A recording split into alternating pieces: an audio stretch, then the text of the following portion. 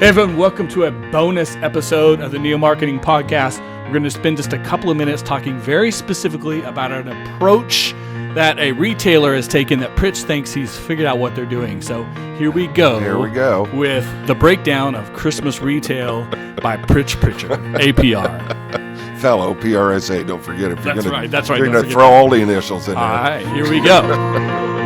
Welcome to the Golden Group Neo Marketing Podcast, a bi-weekly discussion of modern business communication. I think this could be a fun topic.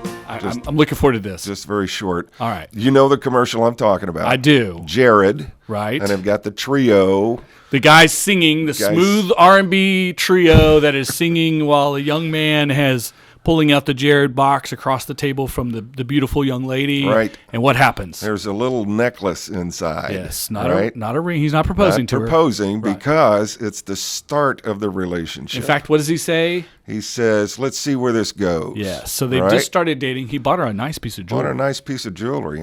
Absolutely. I think the underlying message of that is a new business strategy. Or in addition to. Or in addition to. Give somebody something at the beginning of the relationship. Right. Saving in the ring for the no kidding, okay, this is serious stuff, right? But creating a new demand for something at the beginning of the relationship. And I like that. I think it's a good approach by Jared, right? You don't want to be thought of as the place you only go for an engagement ring, because how often do you buy engagement rings? Right. But how often you might buy a piece of jewelry that is otherwise sentimental or expresses some sort of attitude or right. Back in the day, it was a promise ring, right? Okay, right. Right, a little bitty small jewel or something in there. You had to get a loop out to see what kind of stone it was. But so I think that's a new take on the promise ring. I think it's creating demand for something at the beginning of the relationship. Right. You already know you're going to get the ring at the not the end of the beginning or the beginning of the end. Well, when it becomes from a dating to a marriage. Really serious, to marriage, absolutely. So I think on the one hand, it's brilliant, and on the other hand, I'm going, Well, I would assume when neither one of us work for Jared or their agency, we don't know what their decision making was. We're just looking at it as consumers. Right. But I would assume that their research tells them that there's opportunity there. Yeah. Or they wouldn't spend the time and money, because not only did they produce a really nice commercial, it's beautifully produced. Right. But you and I both saw running it. The crap out right. of it. We've both seen it on the same networks and the run. And we didn't see it one time. We seen it many times, to the point that it made an impression with us. Maybe for me, almost too much. Yeah. As a media buyer, when I see mass media buys, it's always like, oh, you're so uncreative. But they definitely got the point across. We can almost tell you the commercial word for word now. So absolutely, we caught our attention. The advertisers went with repetition.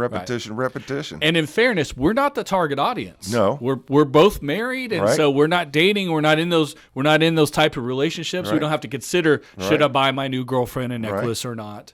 And I can tell you, I'm really good at buying jewelry for my wife. I do a good job. Earrings, pendants, bracelets. She loves bracelets. Yeah. And I do a really good job of I have to say, toot my own horn there a little bit. But I'm also, I'm a creative guy, and so I'm not shopping at the mall. No knock on those guys in the mall, but I'm going to custom jewelers, and I'm doing different things, and a lot of vintage pieces too. Yeah. I take my time and pick those things out because it makes a sense for who I'm buying for. And again, we're not the target audience of this particular Jared commercial. Yeah. But I think diversifying your buying opportunities in retail makes a lot of sense. Well, they have certainly invested, because that was not a cheap media buy. It was on a national network, a nationally televised football game, with lots of people watching. So as I put my media buyer hat back on, I think, so you assume, obviously lots of people watch college football, but lots of college age people or maybe slightly above watch college football. Right. A lot of men, I think, statistically speaking, would be watching college football. So we're supposed to identify with the young man in the ad. I did mention I thought the female was beautiful. I think the fella's a good looking dude too, right? So they kind of hit all the bases for maybe a young millennial watching football and is saying, hey, I've got I've got a beautiful young girlfriend, and maybe I should do the same Maybe I thing. should do The same song thing. is really Right. nice and cool, and it's sort of classic without being old fashioned. Right. So it has a universal approach to it. I think they kind of hit all the notes. And I think in terms of the media buy, and that's certainly not my specialty, but they understood the demographic that they were shooting for. I think they overbought. And I think again, they did for overbuy. For me, I'm again, about as to a media throw up. buyer, I hate to see the same thing over and over, too Right. repetitive. It's not just them. On these same college football games, Dr. Pepper is real bad about overbuying in the media spots. Right now, because it's right before Christmas, there's a brilliant Apple commercial now with these two young girls Oh, who right. are Another trapped at grandpa's house. Grandpa's right? house. I'm sure you've seen it, but again, it goes back to I always praise Apple's marketing. It's brilliant. Right. It's not the fact that they have an iPad. It's what they do with the iPad. What they do with it, and Right. it's another heart tugger. It is a heart tugger. It's really well done. Yep. They're running it a lot. I'm seeing it a lot right now. I kind of feel like they're maybe overrunning it, especially because it has an emotional impact. I think if you get to the point where when they show the video of their grandmother who has passed on and grandfather reacts to it, if you get to a point where you're too hard on, I've seen this, and you don't react to it, then they've overbought, and the media is killing the production. Yeah.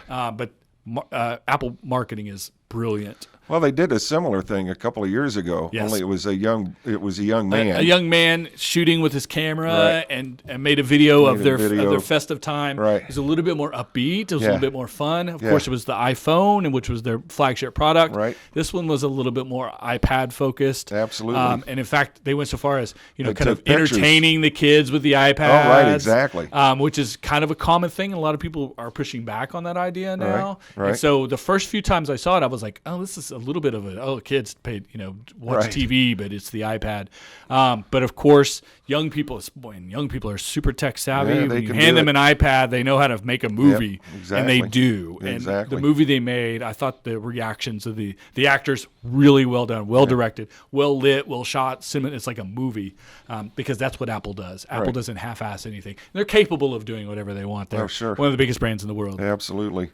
So there's a rundown on a couple of holiday commercials that make you think a little bit, I guess. And I think it's a little food for thought for a bonus episode here on the Neo Marketing Podcast. Darn right. All right, everyone. We hope you enjoyed that. We'll see you for a full podcast soon. We always appreciate you guys tuning in. Hit us up on social media. Ask questions, topics you want us to cover, and or agree, disagree with whatever we just said here. We love the feedback. We appreciate you every single time on the Neo Marketing Podcast. Until next time, good luck. Ciao.